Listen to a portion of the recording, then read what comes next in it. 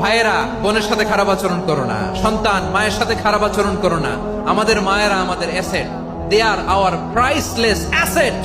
কারণ এই মায়েদের পেটে এসেছে আল্লাহর ওলিরা, এই মায়েদের পেটে এসেছে খান জাহান আলী, এই মায়ের পেটে এসেছে শাহজালাল ইয়ামানি, এই মায়ের পেটে এসেছে আল্লাহর সব নবীরা। নাকি নবীরা আকাশ থেকে ধপ করে জমিনে নেমে আসছে? মায়ের পেটে আসছে। এই মায়ের পেটগুলো খনি।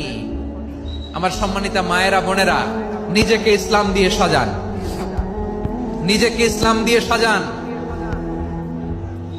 নিজেকে পবিত্র রাখুন, নিজের আব্রু ইমান ইজ্জতের হেফাজত করুন, কোরআন পড়ুন, সুন্নাহ পড়ুন। আপনি জানেন না আপনার গর্ভে কে আসছে, কোন ক্ষণজন্মা পুরুষকে আল্লাহ তাআলা আপনার গর্ভে পাঠাবে আপনি জানেন না।